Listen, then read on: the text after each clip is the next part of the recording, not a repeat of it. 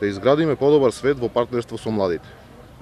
Е мотото со кој Организацијата на Обединетите нации годинава го одбележува 12 август, Меѓународниот ден на младоста.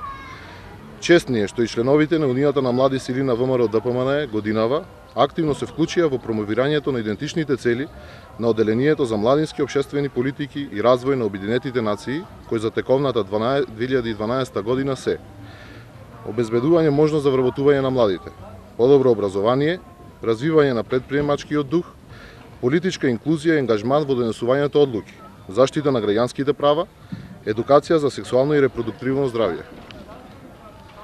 Во изминатиот период, со поддршка на Унија на жени, заеднички работевме на актуализирање на овие приоритети, кои годинава се идентични за сите млади во светот. Затоа денес и самиот Меѓународен ден на младоста решивме да го одбележиме заеднички, но не работно, туку опуштено, со заеднички неделни дружења и рекреирања. Ние, младите на ВМРО ДПМН, остануваме доследни на определбата секогаш да го понудиме нашето партнерство за подобра Битола и подобра Македонија.